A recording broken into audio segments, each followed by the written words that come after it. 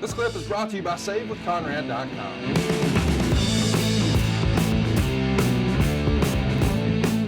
It's a matter of the music you're hearing. What In do you other mean? words, I said before, and I believe this for me, that the wrestlers will always create the music, and the announcers are obligated to create the proper lyric. Sometimes the lyric needs a little help because you're not hearing the music that you want to hear. And I've been guilty of that.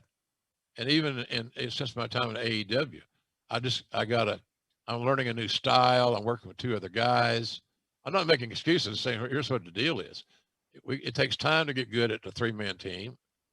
Excalibur and Tony and I are still working on that. We enjoy working together, but you got to hear the right music. In other words, that atmosphere right there, you can't not get into it as an announcer. That was a memorable night, and unfortunately, the exhilaration of the main event was obviously hampered by Triple H's injury. Because at that time, you weren't sure until you saw the severity of the tear. Was it a total tear, whatever? But then it was generally considered you're going to be out 6 or 8 months with that injury. At least that's my experience with it. So it was a bittersweet night, to say the least. But going back and hearing those calls were fun to me. And it also lets you know how good Heyman was. Heyman, like all of us egomaniacs, none of us want to be upstaged by our partner. Just don't. Except if it's in marriage. Then do all the jobs you can, because it's what's required of a good marriage. The man does the jobs. So it was fun. It was a fun show. I'm glad we picked that one. Not just because of the injury, but that main event itself was. You go back and watch this again, or you haven't seen it.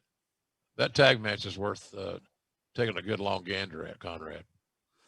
It was such a great match, and I kind of forgot how action packed the last, I don't know, we'll call it 4 minutes were. Man, it was just one after another.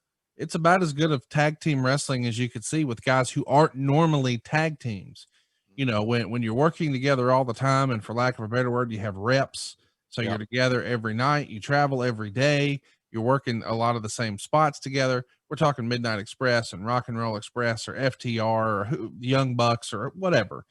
These guys were essentially 4 singles wrestlers paired together in makeshift tag teams. But dude, they created magic on this night, did they not? They did create magic, and because they're all skilled professionals, their skill sets were advanced and enhanced and refined.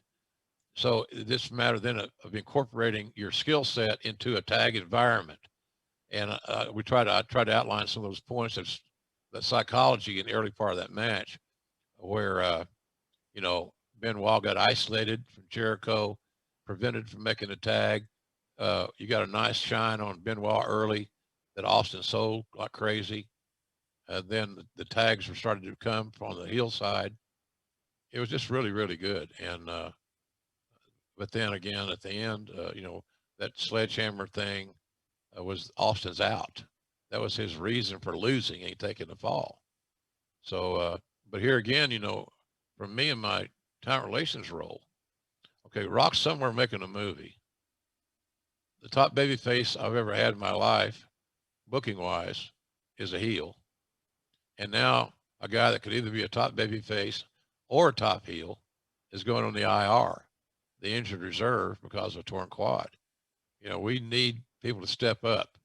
And I don't know, you can look back at it and say what you feel, but I'm not so sure, Conrad, that we did a great job.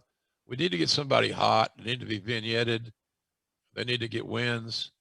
Nothing supplants getting somebody over any more than a win, and a win with their finish. Not banana peels spread all over the ring, or the quick one, the small package. I kick out at 3.5. All that shit to take care of the other guy's ego. So I really thought that was a great psychological outing. And if you go back and look at it in that regard, you understand the principles tag team wrestling much better. Hey, it's Conrad Thompson. Thanks for checking out the podcast here on YouTube. Be sure to hit the subscribe button and the notifications bell so you get a notice anytime we upload some new content. And go save yourself some money right now. If you're in a 30-year loan or you have credit card debt, it's not a matter of if I can save you money. It's a matter of how much. Find out right now for free at SaveWithConrad.com.